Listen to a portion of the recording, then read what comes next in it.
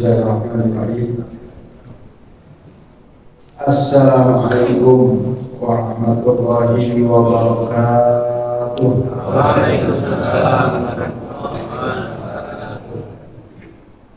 Alhamdulillah rabbil alamin. Wa bihi nasta'in ala umuri dunya waddin. Asyhadu an la ilaha illallah wa asyhadu anna Muhammadan abduhu wa rasuluhu la nabiyya ba'dah. Allahumma salli wa sallim wa barik wa an'im ala habibina wa syafi'ina sayyidina Muhammadin wa ala alihi wa ashabihi wa man tabi'ahum bi ihsanin ila yaumiddin. Rabbi shrah li sadri wa yassir li amri wa hlul 'uqdatam min lisani yafqahu qawli. Allahumma anfa'na bima 'allamtana wa 'allimna ma yanfa'una. Rabbana zidna 'uluman. Semoga Allah berkenan menambahkan ilmu pengetahuan kita tentang ajaran agama. Semoga apa yang kita simak pada subuh pagi hari ini bermanfaat bagi kehidupan dunia dan akhirat kita. Amin ya rabbal alamin. Yang kami hormati segenap para orang tua kami, para sesepuh, para tokoh masyarakat,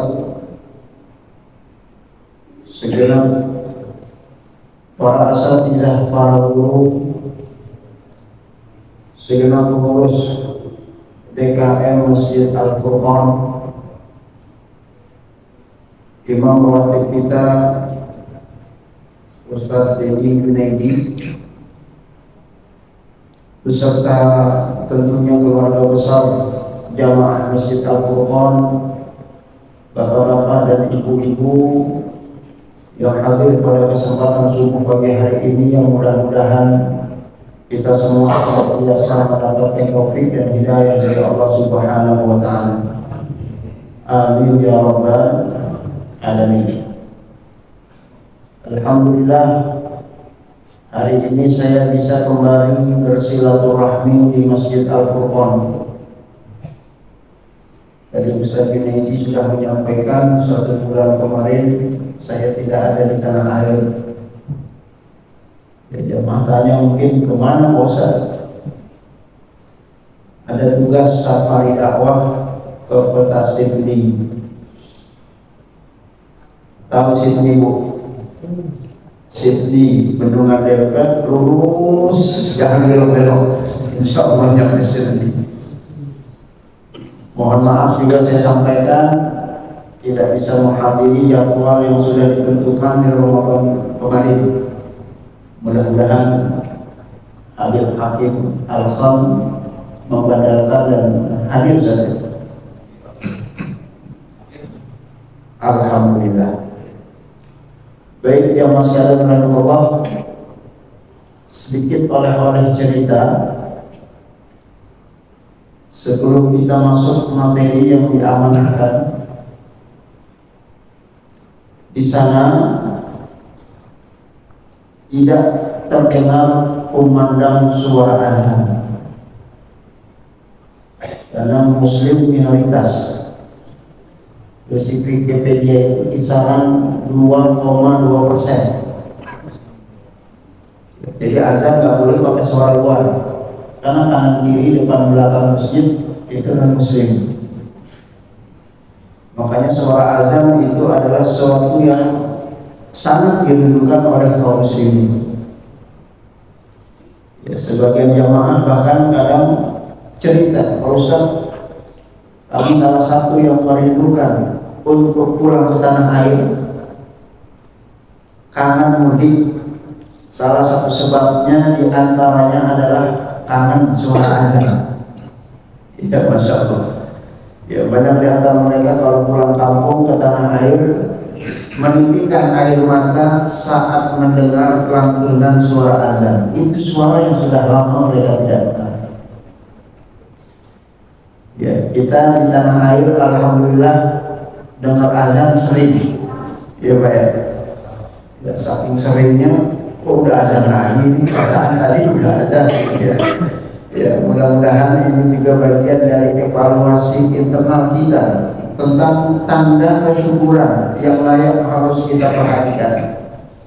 Suara azan yang biasa kita dengar ternyata itu nikmat yang tidak semua saudara kita bisa merasakannya. Mudah-mudahan kapan setiap kali kita dengar azan, kita dengarkan, kita perhatikan, kita jawab, syukur-syukur alhamdulillah. Kalau kita menyambut sebuah azan, hayya 'alas shalah, mari sholat berjamaah di masjid, hayya 'alal falah, mari mendapat kemenangan. Mudah-mudahan kita semua termasuk orang-orang yang mendapat kemenangan.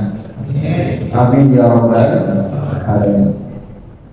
Ibadah Allah, jamaah yang hadir dalam pelaksanaan sholat berjamaah juga rumahnya tidak dekat dengan masjid. Ya, apalagi jemaah tarawih. Saat saya berkomunikasi dengan sebagian jemaah, ada di antara mereka yang rumahnya 45 menit dari masjid. Ya, Masya Allah. Ada jemaah kita yang hadir pada subuh pagi hari ini yang rumahnya 45 menit dari masjid. Ya, nggak ada ya. Mungkin yang paling jauh saya kali ya, pakai motor. Dan 45 masjid itu 45 menit dari masjid bukan jalan kaki, tapi menggunakan kendaraan mobil. Ya, Bapak bisa bayangkan 45 menit naik mobil, kira-kira rumahnya di mana? Ya, di Bogor. Sholatnya di Masjid Al-Qur'an. Rumahnya di Tangerang, rumahnya di Bekasi. Kenapa mereka sholat di Masjid Al-Qur'an padahal rumahnya di Bekasi? Karena di Bekasi, di Tangerang, di Bogor kagak ada masjid. Karena jumlah masjid sekota Sydney itu bisa dihitung dengan jari. Karena Islamnya minoritas. Jadi kita alhamdulillah, jangankan se-Jakarta, sekelurahannya itu udah ada berapa masjid? Iya, alhamdulillah. Ya, tapi saking banyaknya masjid, ya, tapi terkadang ada sebagian umat Islam yang belum mengekspresikan tanda kesyukurannya kepada Allah dengan melaksanakan sholat berjamaah di masjid. Ya, makanya jamaah sekalian rahimahullah, mudah-mudahan oleh cerita yang barusan tadi saya sampaikan, ya, membuat semangat kita untuk senantiasa memakmurkan masjid, sebab keberadaan masjid itu tidak semua dinikmati oleh umat Islam di seluruh dunia. Ya, ibarat Allah, masjid yang kita maksud bukan masjid yang bagus, mewah, megah seperti Masjid Al-Furqan. Masjid yang kita maksud bukan masjid yang ada kubah, yang ada menaranya. Ya, sebab di sana karena Islam yang minoritas sulit untuk membangun masjid karena proses administrasi perizinannya itu memang amat sangat menyulitkan. Sehingga strategi saudara kita seiman yang ingin bangun masjid itu biasanya cari rumah peribadatan yang sudah ada izinnya. Ya, rata-rata dicari gereja-gereja yang sudah nggak ada jemaahnya.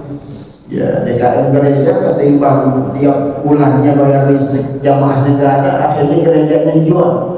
Gereja itulah yang dibeli oleh umat Islam untuk dialokasikan, dialihfungsikan menjadi masjid, sehingga bangunan-bangunan masjid di sana itu biar, dan memang persis seperti gereja, karena memang tadinya gereja yang dialihfungsikan menjadi masjid agar umat Islam bisa melaksanakan sholat berjamaah di masjid, menjalankan sunnahnya baginda Nabi Muhammad sallallahu alaihi wasallam. Ya ibadah, mudah-mudahan semangat kita dengan informasi yang barusan tadi kita sebutkan, sebab tugas kita manusia di mana saja kita berada, mau di Jakarta, mau di tanah air, mau di Sydney, Australia, mau di tanah suci, tugas kita sama, menyembah Allah Subhanahu wa Ta'ala sampai kita wafat meninggal dunia. Mudah-mudahan Allah wafatkan kita dalam keadaan husnul khatimah. Amin ya rabbal alamin. Jamaah sekalian rahimahullah, ceritanya cukup sekian dulu ya. Ya, nanti khawatir kalau kebanyakan cerita nggak jadi ceramahnya. Ya, amanah yang diamanahkan kepada saya ini temanya cukup panjang. mengenai tentang fikih kurban. Ya, sebenarnya kita menawarkan untuk disampaikan via slide ya, karena ini materi yang memang perlu waktu. Ya, kita di Timur Tengah itu untuk bahas fikih kurban 1 semester berkelar. Ya, alhamdulillah, mudah-mudahan durasi yang singkat terbatas pada subuh hari ini setidaknya esensi yang paling utama bagi kita jemaah Masjid Al-Furqan mengenai tentang pembahasan ibadah kurban itu bisa dilihat dari definisi yang disampaikan oleh para ulama. Bapak Ibu sekalian berkurban, kalau kita buka kitab Fiqh Sunnah, Syekh Sabiq mendefinisikan tentang ismun lima yudbahu bihi minal ibli wal baqari wal ghanam yauman nahri taqarruban ila Allah azza wa jalla. Ya, karena ini kurban kan salah bahasa kita mirip-mirip sama korban. Ya, ini kalau dalam bahasa Arabnya beda antara kurban dengan korban. Jadi maksud dengan kurban itu saat hari raya Idul Adha nanti, berapa hari lagi Pak? Hari raya Idul Adha, Zulhijjahnya itu insya Allah 8 hari lagi. Ya, hari raya tanggal 10, tinggal tambah 10 berarti 18 hari lagi. Ya, 18 hari lagi ditambah nanti 3 hari tasyrik. Kita disyariatkan oleh Allah Subhanahu wa taala untuk menyembelih binatang ternak yang terdiri dari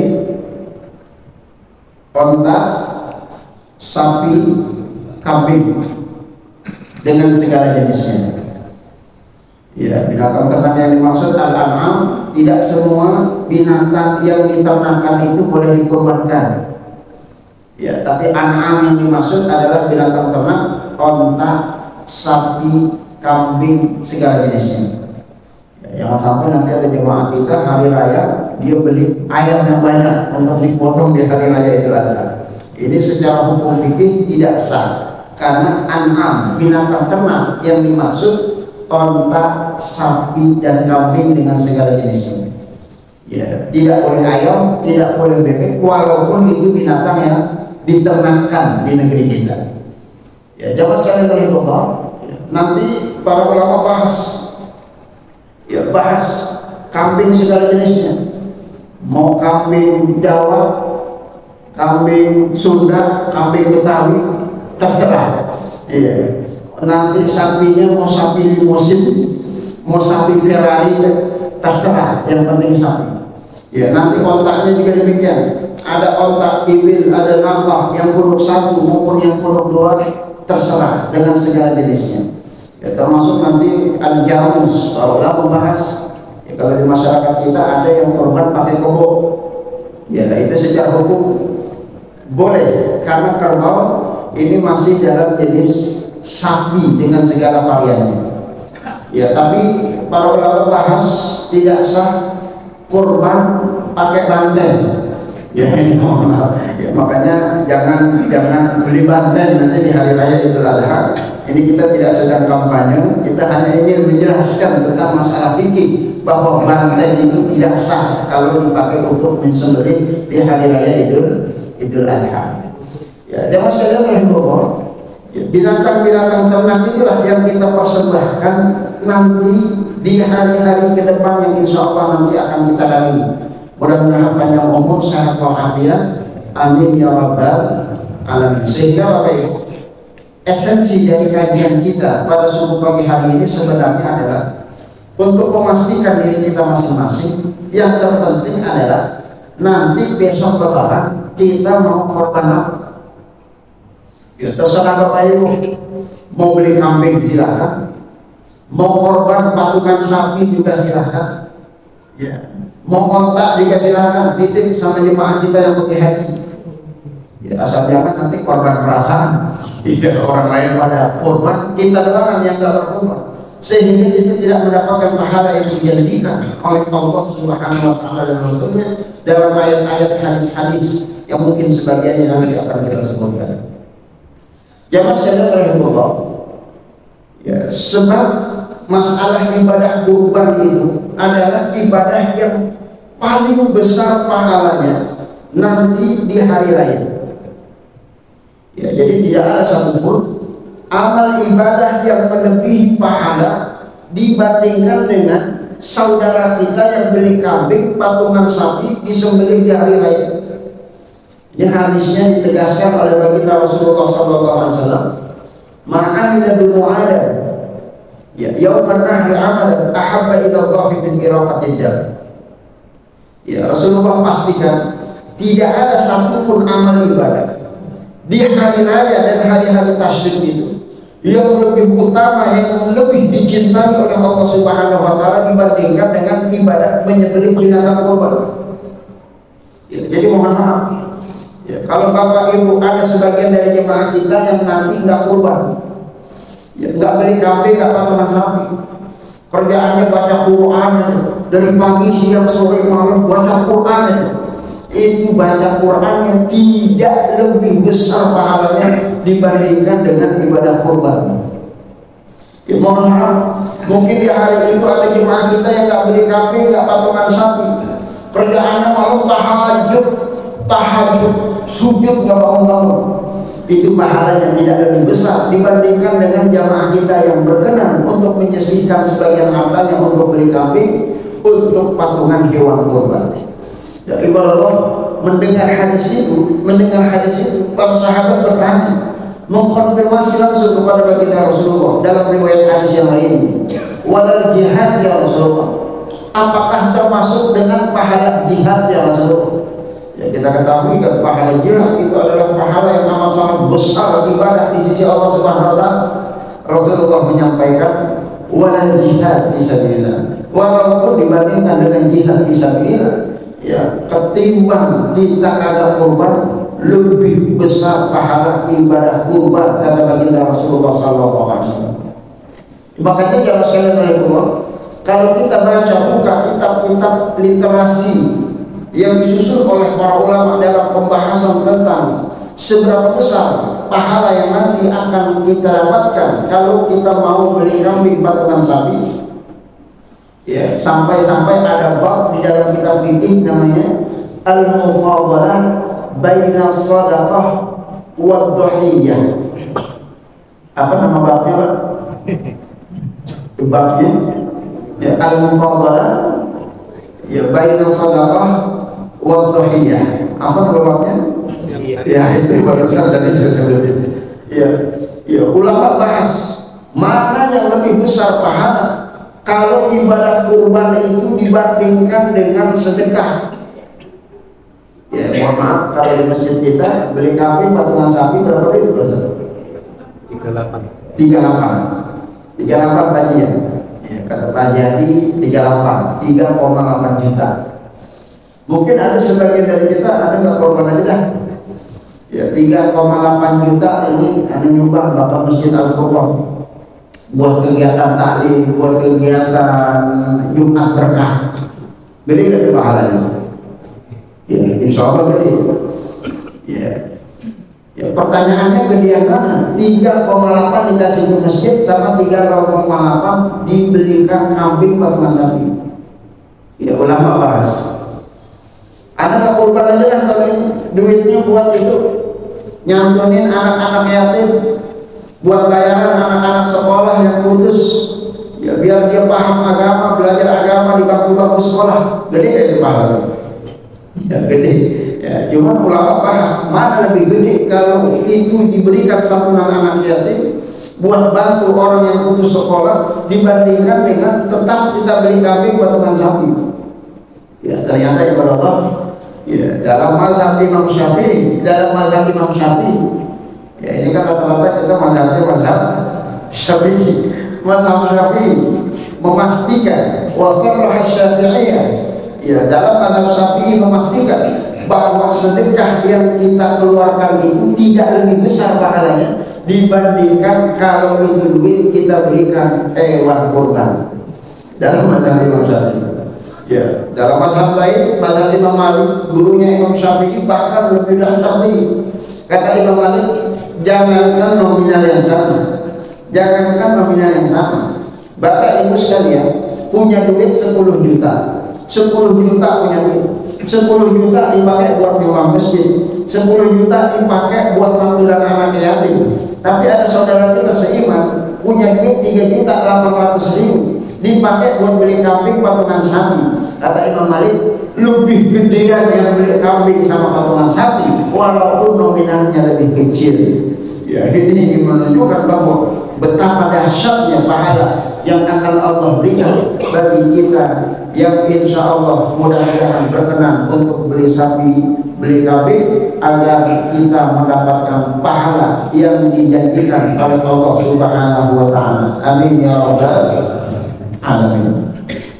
Ibadah Allah, pernah dan sering kita mendengar hadis saat Rasulullah ditanya oleh para sahabatnya, "Ma hadhil adhahi ya Rasulullah?" Ya Rasulullah, kurban ini esensinya apa sih? Ya, kata Rasulullah, sunnah abikum, sunnah kakek moyang kalian, Nabiullah Ibrahim alaihissalam. Iya, ya, wa mana biha ya Rasulullah? Ya, apa yang nanti akan kami dapatkan kalau kami berkorban ya Rasulullah? Ini sahabat tanya sama Rasulullah. Ya, kata Rasulullah, bikul sya'ratin hasanah. Tiap-tiap bulu yang ada di kepala kambing, rambutnya kambing, itu nanti akan dikonversi kebaikan oleh Allah Subhanahu wa Ta'ala. Rambut kepalanya. Sahabat kembali memastikan, fasufu ya Rasulullah. Ya Rasulullah, kambing sapi itu bukan cuma punya bulu di kepalanya, ada bulu-bulu yang ada di sekujur tubuhnya ya Rasulullah. Kata Rasulullah, fasufu bikulli sya'ratin minas sufi hasanah. Setiap rambut yang tumbuh di sekujur bulu-bulu yang ada di sekujuran tubuh kambing dan sapi, itu nanti akan dikonversi menjadi kebaikan-kebaikan oleh Allah Subhanahu wa Ta'ala. Ya Bapak Ibu sekalian Allah, ini sebenarnya hadis yang amat sangat luar biasa. Allah berikan pahala satu amal ibadah tapi dilipat gandakan sedemikian rupa. Ya, kalau ibadah-ibadah lain biasanya ada hitungannya. Kita baca Quran pahalanya berapa? Yes, satu kebaikan tiap-tiap hurufnya, kan begitu. Ya, kita bersedekah pahalanya berapa? Ya, 700 kali lipat ila al-afil kasiro. Ya, jamaah sekalian, kita sholat berjamaah pahalanya berapa?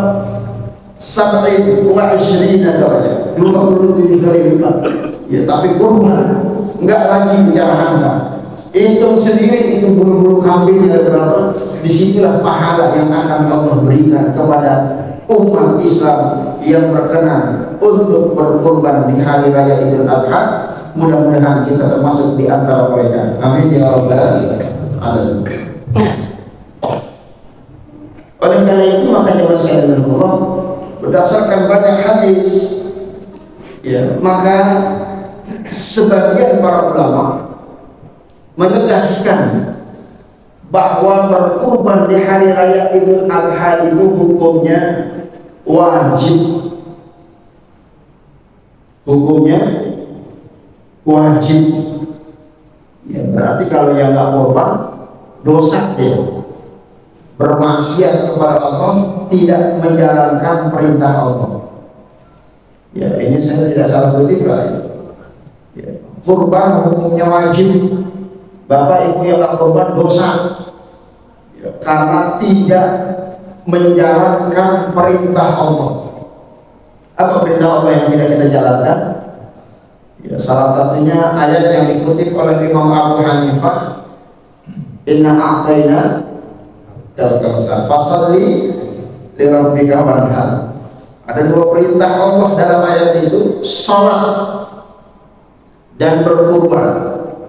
Karena salat perintah Allah, maka salat hukumnya wajib. Ya. Karena berkurban perintah Allah, maka hukum kurban sama seperti hukum sholat, yaitu wajib.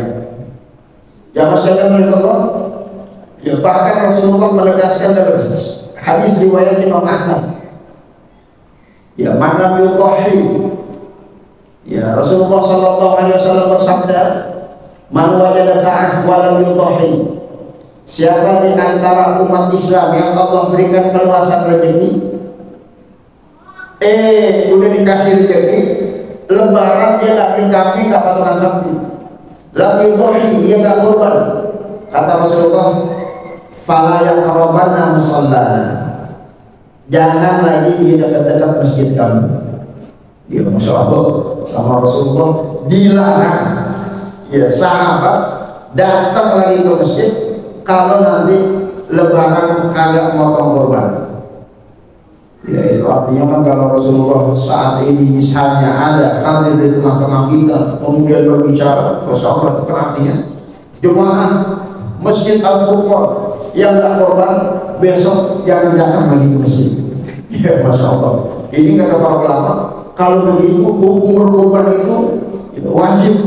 Ya kenapa? Sebab kalau tidak wajib mustahil Rasulullah melarang para sahabatnya untuk datang ke masjid hanya gara-gara gak kurban, sementara datang ke masjid merupakan sesuatu yang amat sangat disunahkan oleh baginda Rasulullah SAW. Ya, oleh karena itu maka jamaah sekalian Allah, ya, mudah-mudahan insya Allah kita semua yang hadir tahun ini bisa berkurban. Amin ya rabbal alamin. Hukumnya wajib menurut sebagian para ulama.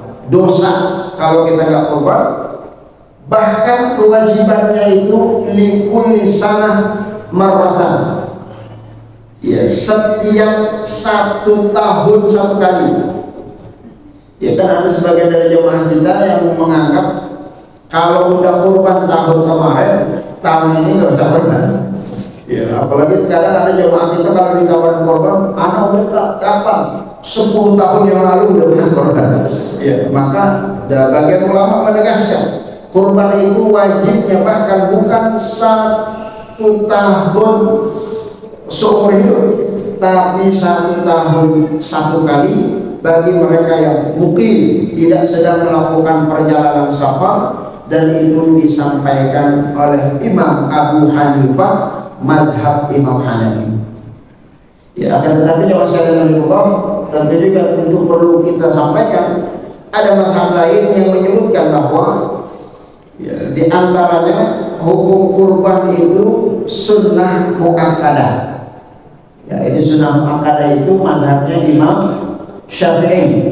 Kalau mazhab Imam Syafi'i dan jumhur ulama, mayoritas para ulama menyatakan hukum kurban itu sunnah muakkadah. Sunnah muakkadah maksudnya silahkan Bapak Ibu mau kurban, kalaulah tidak kurban insya Allah tidak berdosa, karena kurban ini bukan suatu yang diwajibkan. Ya, jadi ada 2 pendapat yang disampaikan oleh para ulama. Yang satu bilang wajib, mazhabnya Imam Abu Hanifah. Yang satu bilang sunnah muakkadah, mazhabnya mazhab Syafi'i. Kira-kira Bapak Ibu mau ikut mazhab Syafi'i atau mazhab Abu Hanifah? Syafi'i aja ya. Iya, makanya kepada kurban. Ya, makanya yang terpenting kan bagi kita sebenarnya bukan masalah hukumnya. Kalau masalah hukum serahkan para ulama yang tahu dalil-dalilnya. Yang bilang wajib mana dalilnya tadi disebutkan, yang bilang sunnah muakkadah juga mana dalilnya silahkan disebutkan. Tapi kepentingan bagi kita bukan masalah hukumnya, tapi masalah pelaksanaannya. Yang penting kita kurban tahun ini. Ya, kalau kita sapi sekalipun sunnah muakkadah tapi nggak kurban, dapat nggak pahalanya? Nggak dapat pahalanya. Ya, mendingan misalnya kita ikut Abu Hanifah dalam hal ini, wajib takut dosa sehingga kita ikut patungan kurban, ikut beli kambing, sehingga insya Allah nanti hari raya Idul Adha dapat pahala karena kita berkurban. Amin ya rabbal alamin. Ya, kalau masalah khilafiyah itu masalah yang diperbolehkan, silahkan kita ikut pendapat mana saja karena dua-duanya tadi sudah disampaikan. argumentasi dalil-dalil yang disampaikan oleh para ulama kita, tapi kepentingan kita umat Islam. Mudah-mudahan perintah ini bisa kita jalankan dalam kehidupan sehingga hidup kita dipenuhi dengan ketaatan kepada Allah Subhanahu wa ta'ala. Sama ibadah Allah, Bapak Ibu sekalian, hukum misalnya pelaksanaan sholat berjamaah 5 waktu di masjid. Itu kan kalau kita baca bab fikih ada khilaf di antara para ulama. Mayoritas bilang sunnah muakkadah. Ya, termasuk mazhab-mazhab yang lain ada yang mengatakan hukumnya bukan sekadar sunnah muakkadah, hukumnya wajib. Ya, kita ikut yang mana? Ya, yang terpenting kan sebenarnya bukan masalah ikut yang mana, yang terpenting kita melaksanakan sholat berjamaahnya. Kalau kita sholat berjamaah, mau yang sunnah muakkadah, mau yang wajib, insya Allah kita dapat pahala. Tapi kalau kita ikut yang sunnah sekalipun, tapi kita tidak sholat berjamaah, tentu kita tidak mendapatkan pahala sholat berjamaah. Mudah-mudahan Allah senantiasa membimbing kita untuk memilih dan memilah pendapat-pendapat di antara pendapat yang ada, agar pilihan-pilihan kita memotivasi kita semua untuk menjalankan syariat agama Allah Subhanahu wa ta'ala. Amin ya rabbal alamin. Jamaah sekalian rahimahullah, ada sedikit hal yang perlu saya garis bawahi dalam kesempatan subuh pagi hari ini mengenai tentang persyaratan al-mustati'. Ya, Bapak Ibu, dalam bab fikih ulama memang membahas mengenai tentang al-mustati', kemampuan seseorang di dalam pelaksanaan ibadah kurban. Ya, Pak Ustaz, ya berkurban itu kan ya disyariatkan kalau kita mampu. Ya, betul Bapak Ibu ya. Ada persyaratan kemampuan. Ya, akan tetapi di sini perlu kita pertegas. Ya, dalam syariat agama kita itu bukan hanya ibadah kurban yang mempersyaratkan kemampuan. Ya, ibadah-ibadah yang lain juga sebenarnya sama, ada persyaratan kemampuan. Ya, kita ambil contoh sederhana, kemarin Ramadan, bapak-bapak diwajibkan oleh Allah untuk puasa Ramadan. Wajib ya? Wajib. Wajib kalau mampu, Pak. Ya, kalau bapak nggak mampu, wajib apa enggak? Bapak lagi sakit, nggak mampu puasa, wajib nggak puasa? Nggak wajib. Ya, biar sembuh dulu penyakit bapak. Nanti kalau udah sehat, silakan kodok puasanya. Nanti kalau udah sehat, kalau udah mampu puasa. Ya, paman kana maridun aw ala safarin fasyam fa'idatu min ayyamin ukhra. Ya, nanti diganti kalau kita sudah mampu puasa, kalau udah sehat.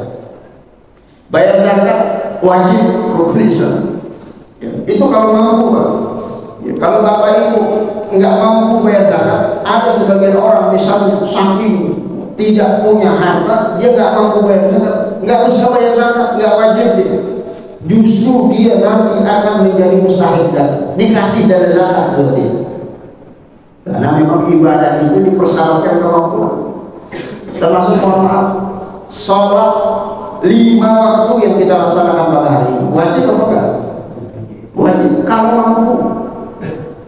Kalau ada jemaah kita yang nggak mampu sholat, nggak usah sholat, biar kita sholatin. Ya, satu-satunya orang yang nggak mampu sholat, ya udah mati dia waktu meninggal dunia. Iya, ya, ibadah dalam fikih orang sholat harus diri. Kalau sholatnya sholat fardu, nggak mampu diri silakan dulu. Kalau nggak mampu dulu silakan berbaring. Artinya mempersyaratkan kemampuan itu dalam seluruh ibadah.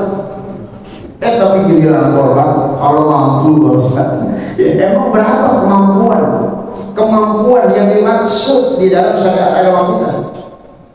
Ya, ternyata ibadah Allah Bapak Ibu sekalian, para ulama sudah menjelaskan di dalam kitab-kitab fikih standarisasi orang yang disebut mampu untuk berkorban.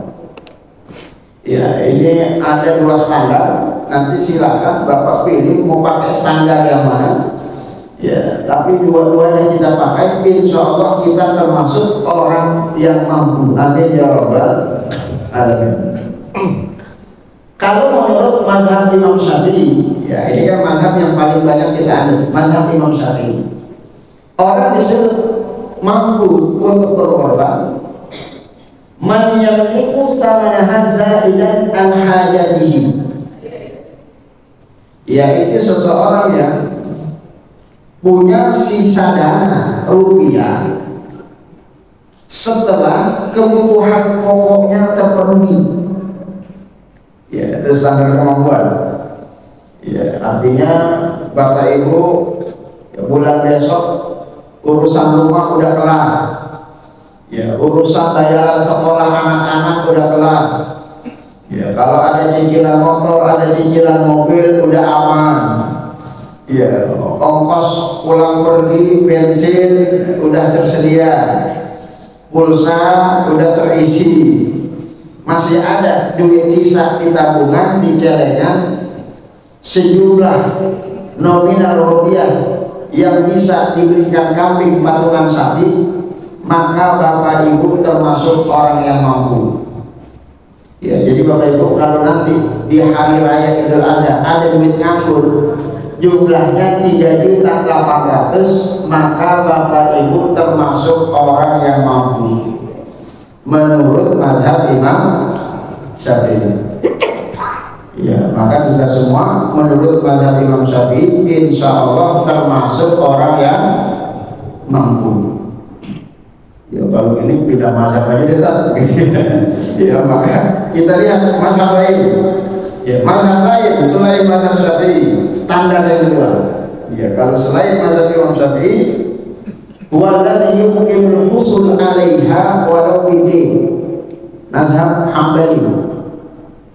Orang disebut mampu adalah orang yang bisa beli kambing patungan sapi, mengupayakan dan mengusahakannya nanti di hari raya, walaupun dengan cara berhutang, walaupun duitnya belum ada, selama dia mampu membayar cicilan hutangnya.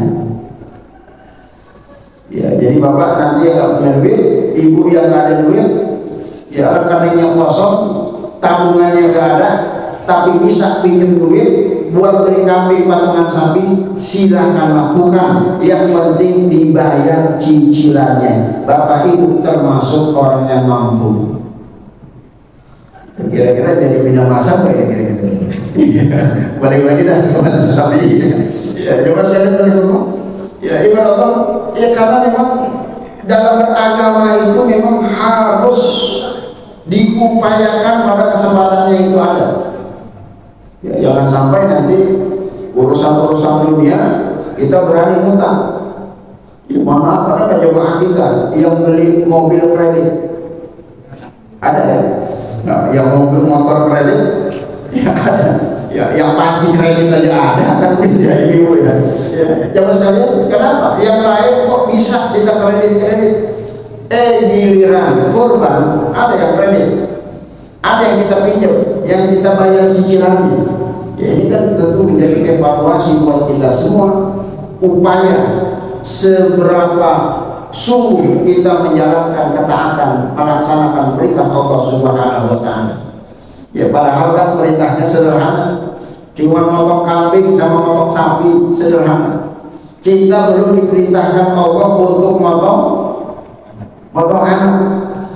Ya. Ibrahim kan diperintahkan Allah untuk motong anak, betul loh itu. Dipotong nggak anaknya? Benar-benar dipotong anaknya dalam sejarah. Ya, wafadainahu bidzabhin azim. Lalu kemudian anak yang dipotong itu Allah rubah, Allah ganti dengan seekor ya, kambing yang besar, dzabhin azim. Ya, kita tidak diperintahkan Allah untuk potong anak. Ya, kalau diperintahkan potong anak dikerjain nggak kira-kira? Ya, baru dikerjain. Ya, kita patungan sapi sama beli kambing aja masih ada sebagian masyarakat kita yang belum mau mengupayakannya. Ya, ini tentu bukan dalam rangka maksud mengajari dan menggurui, tapi saling menasehati dalam kebaikan. Tawasau bil haqqi wa tawasau bis sabri. Jangan sampai tahun ini kita lewat tidak kurban. Mungkin ada sebagian kita yang tahun-tahun lalu tidak kurban, atau mungkin ada sebagian kita yang sudah beberapa tahun tidak kurban. Tahun ini jangan sampai lewat kita tidak berkurban, karena kesempatannya ada di depan mata. Ya ibadah Allah, masalah ibadah kurban itu sebenarnya bukan masalah kemampuan, tapi masalah keimanan. Ya ibadah Allah, orang kalau duitnya, dompetnya tebel, imannya tipis, bakalan kurban gak dia? Enggak kurban. Yang ada dia beli motor baru, yang ada dia ganti mobil, yang ada dia renovasi rumah, yang ada dia pergi jalan-jalan. Kurban gak kebeli. Ya padahal mungkin harga motornya, harga mobilnya jauh lebih mahal dengan harga seekor kambing. Itu kalau orang duitnya banyak, imannya tipis, gak bakal berkurban.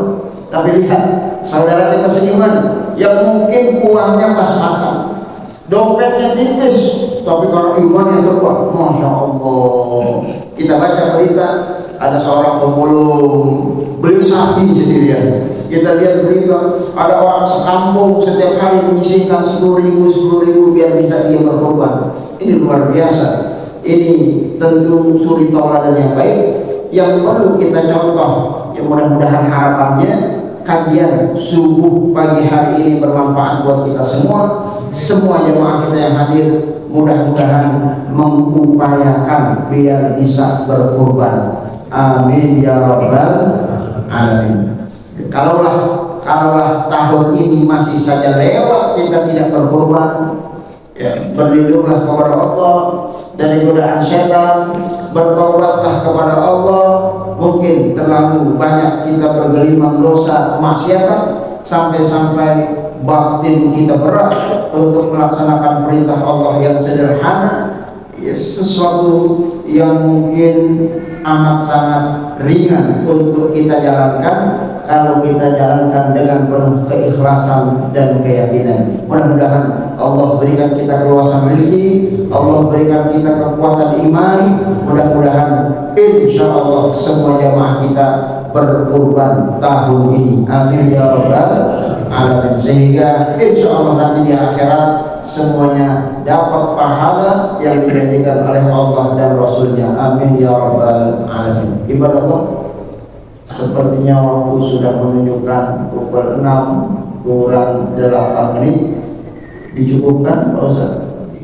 Kalau nanti ada diskusi tanya jawab mungkin bisa kita sampaikan di luar forum resmi kita insya Allah ta'ala. Hadanallahu wa iyyakum ajma'in.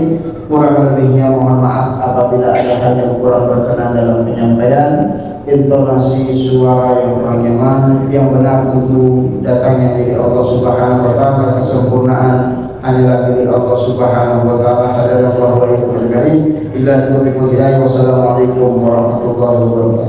Waalaikumsalam.